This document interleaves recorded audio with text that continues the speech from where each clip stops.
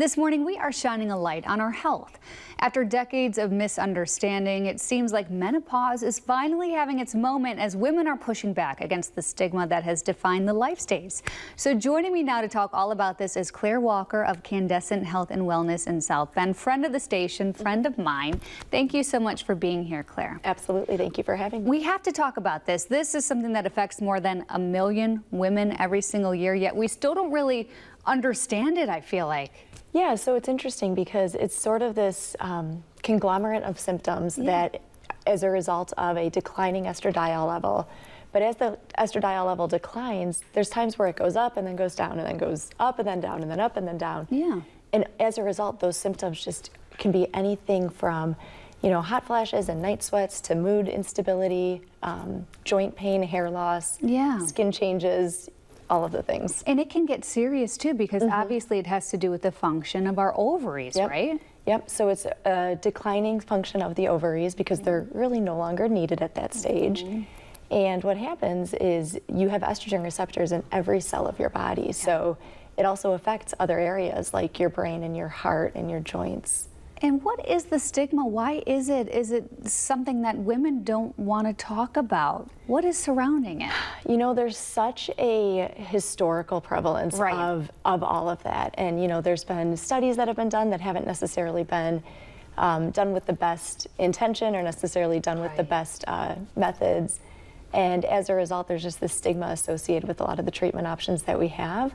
But the interesting thing is as we're learning more, people are learning to ask better questions. And patients are learning to ask, is this right for me? Is this right for my sister? Is this right for my friends? And is this right now? Yeah, and what age does it usually affect women?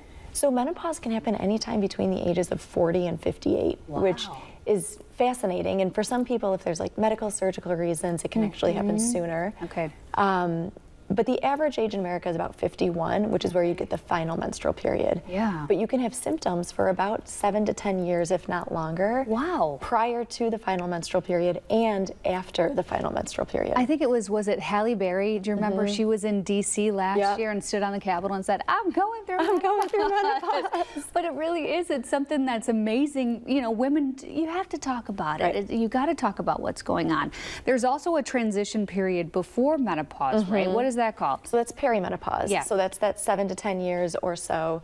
That's really where a lot of the symptoms start to become bothersome to women. And I've always said it's so unfair that women are going through perimenopause and menopause at the same time that their parents are aging, so they're caring for their aging parents, and their own children are going through puberty, because it's just this whole conglomerate of everybody just being miserable together. Just everything is going on. But there are treatment options available, and this is something you really specialize in. So let's talk about that. So menopausal hormone therapy is the replacement of estradiol and micronized progesterone within the body. So as these ovaries are really kind of giving us these varying levels, we're able to stabilize it and we're able to help alleviate symptoms. Most people will experience relief within the first 6 weeks of supplementation. Some people it takes a little bit longer. Some people call me, you know, 10 days in and they're like, I feel so much better. This is amazing.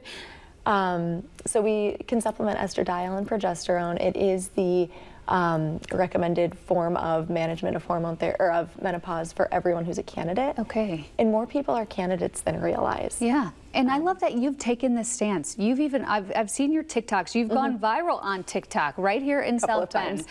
And because you are taking a stance of, I feel like women are often told, everyone goes through it. Just hang in there. Have a glass of wine. Have a glass of wine. Which is not great for menopause symptoms, actually. It's not great. So the fact that women can go to you and kind of feel heard and say, hey, there are options available.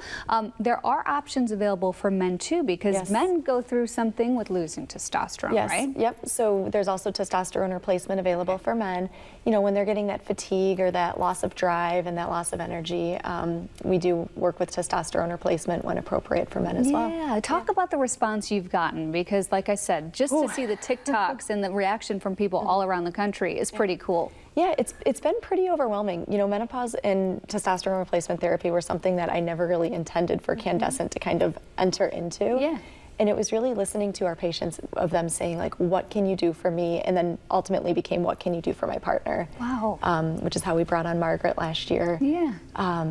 To be able to care for the men as well. And it's been amazing to see the response of oh, I'm going to tell so-and-so, and then so-and-so tells so-and-so. And I mean, I've heard people say, oh, I heard about you because my mail carrier told me about you. Isn't that awesome? Yeah. And tell me a little bit about your story, because you have a background, you wanted more women and men to feel heard, right? And that's why you started Candescent. That's exactly what it was. I was working in a large healthcare setting and just not getting the time with patients that I wanted to be able to give to them. And a lot of times people would wait until the very last minutes of their appointments to ask these questions that had been really on their heart and just really frustrating to them. And at that point, I'm like, that's a great question. Yeah. And I would either have to choose between being late for my next patient or not being able to fully answer it. True. So when I opened Candescent Health and Wellness, it was really just because of my root of I love people and I want people to know that they are loved. Yeah. And I want them to know that, you know, there's an option available for them with a lot of their most concerning healthcare needs. Well, we feel it. You are a gem in South Bend. It really is something special. Candescent Health and Wellness in South Bend. Real quick, how can people reach out to you? Candescent.health is our website. They can also find us on Instagram, Facebook, TikTok.